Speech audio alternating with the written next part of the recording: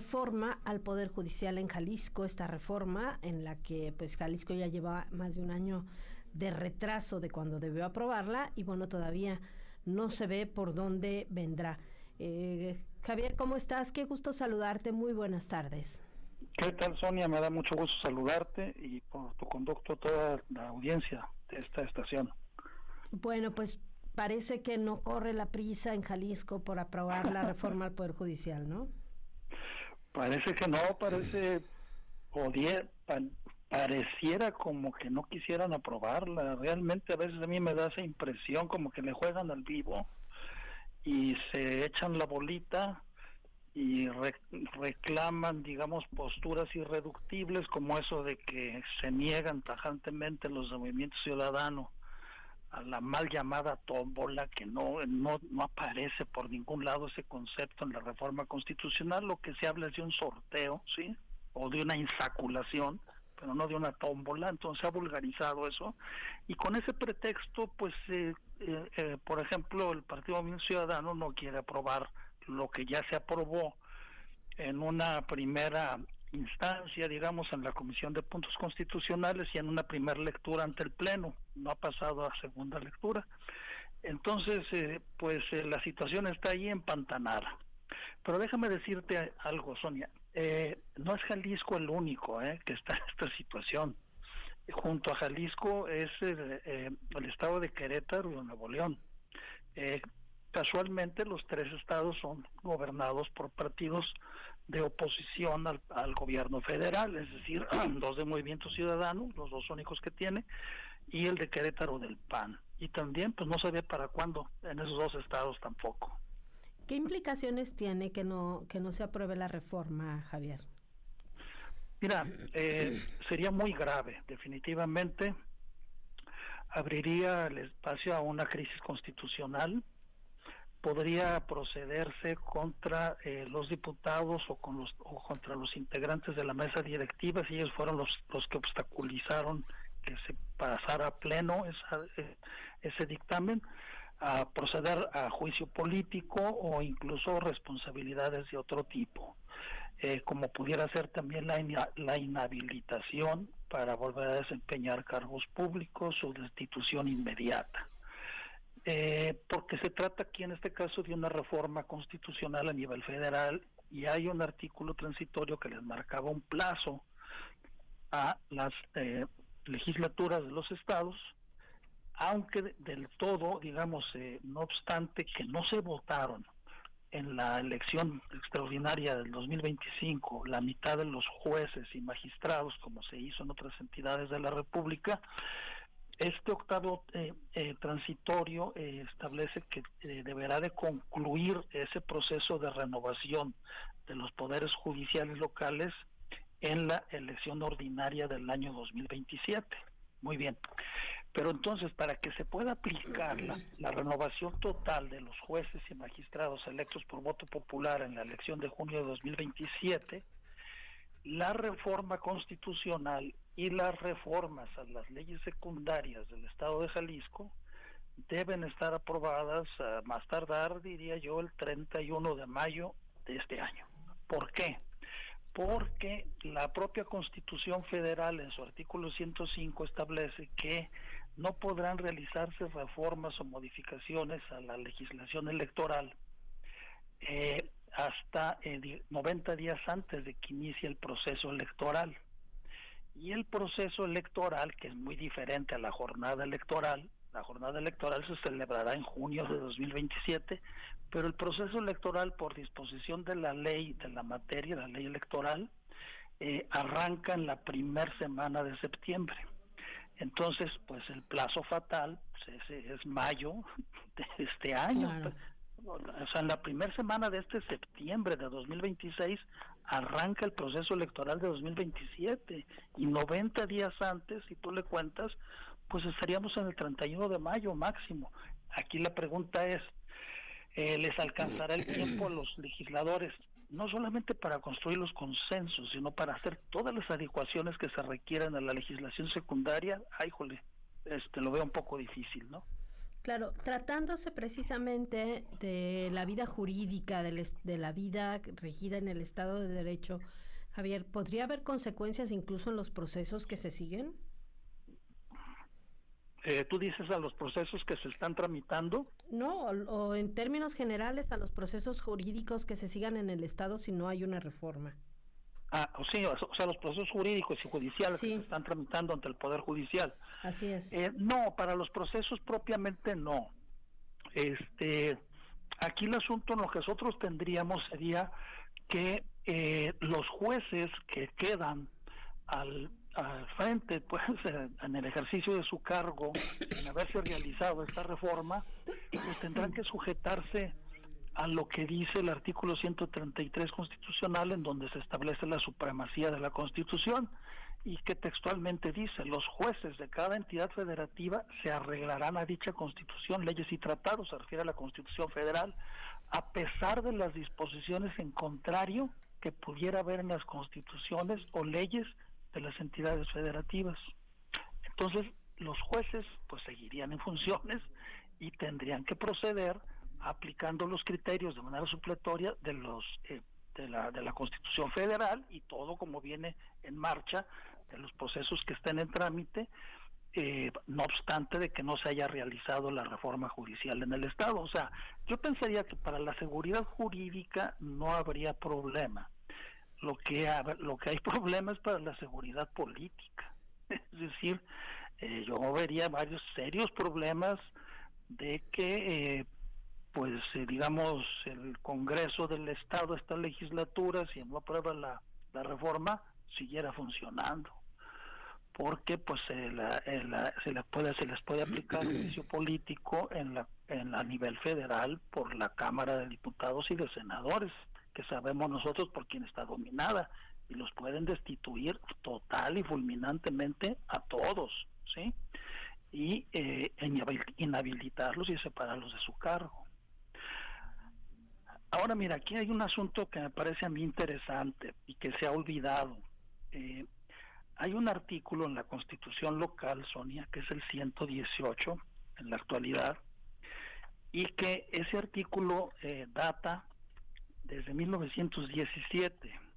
En 1917 era el artículo 66 de la Constitución de Jalisco, y ese artículo dice: las reformas hechas a la Constitución Federal que afecten a esta Constitución serán inmediatamente adoptadas por el Congreso y promulgadas sin más trámite. Esta disposición está en vigor totalmente. Entonces los legisladores locales la están ignorando. Ahora bien, ¿qué es lo que quería decir el legislador en ese momento cuando dijo serán inmediatamente adoptadas? No dice votadas, dice adoptadas, ¿sí? Es decir, yo entiendo por eso incorporadas, ¿sí? Y promulgadas sin más trámite.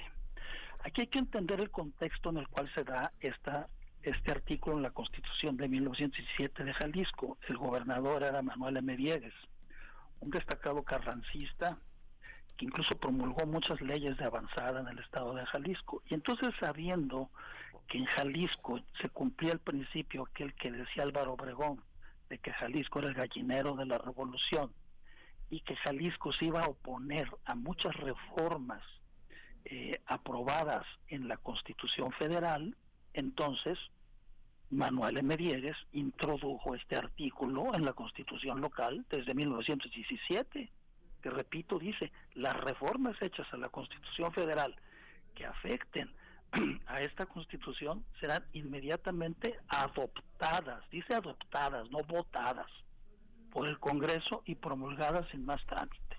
Entonces, pues yo vería que si hay una mayoría de legisladores que puedan aprobar, digamos, al menos reformas a las leyes secundarias, si tú quieres, dejen por un lado las reformas a la Constitución, pero si quieren trasladar a las leyes secundarias las reformas de la Constitución Federal, perfectamente lo pueden hacer, más sin someterlo a votación, porque dice adoptadas por el Congreso y promulgadas sin más trámite.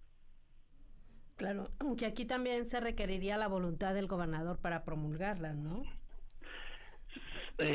Sí, si se trata de una reforma legal, sí, pero de una reforma constitucional no, porque el gobernador, de la misma manera que el presidente de la República o la presidenta, no pueden vetar una reforma constitucional. No son objeto de veto las reformas constitucionales. Entonces, si se aprueba la reforma constitucional, que la pudieran hacer también los diputados con base en el artículo 118 actual, el gobernador no podría vetarlo, porque es una reforma constitucional. Y la responsabilidad caería federal, sobre él. ¿Sobre quién? Sobre el gobernador en caso de no hacerlo. ¿De no aplicarla? Así pues es. Sí, caería sobre él la responsabilidad y tendría que tener esas consecuencias, porque podría ser sujeto de juicio político.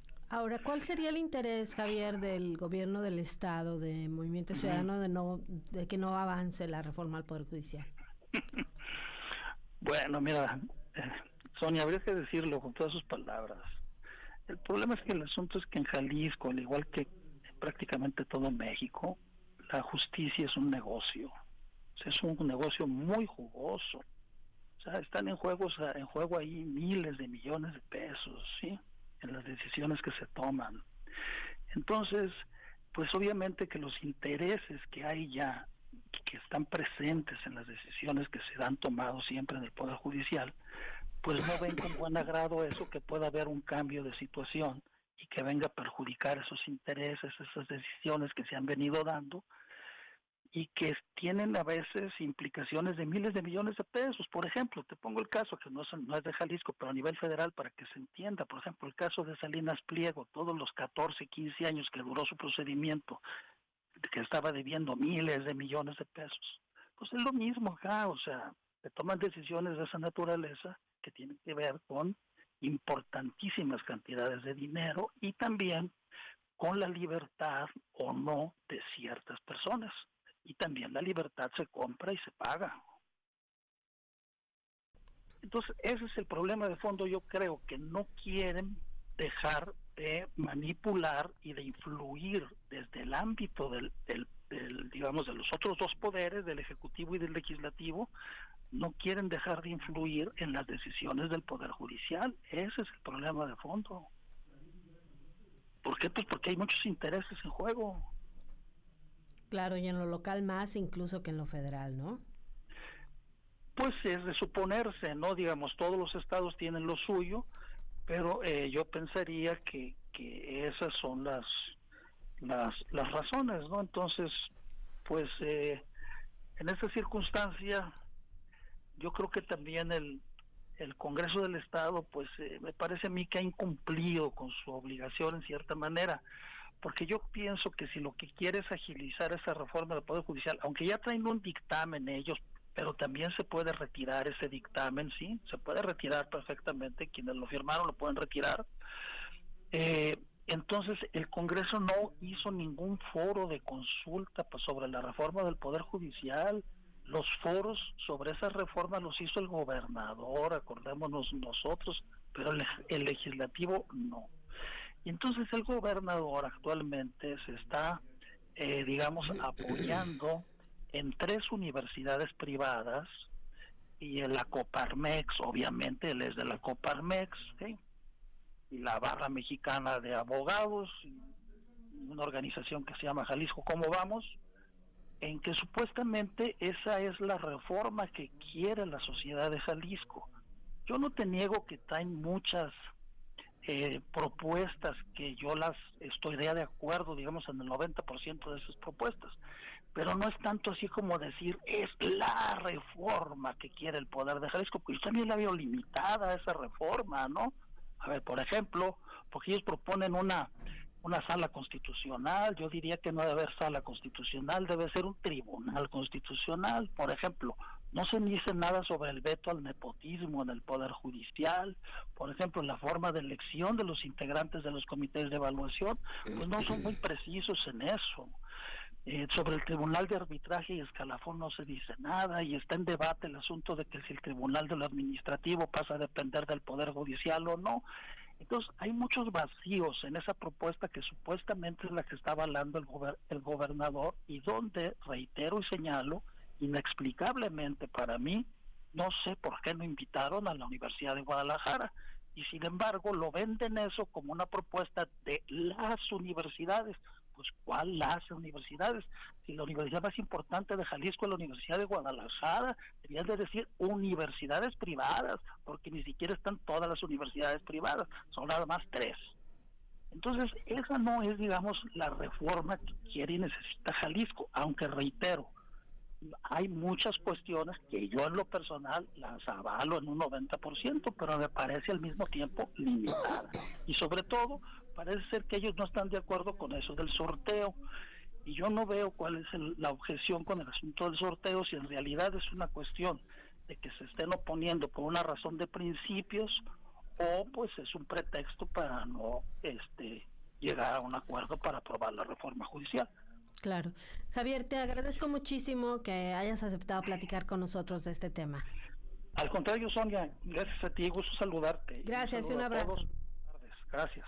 Gracias, Javier Hurtado, el doctor Javier Hurtado, politólogo, integrante del Sistema Nacional de Investigadores, abogado. 2 de la tarde, 32 minutos, una pausa y regresamos.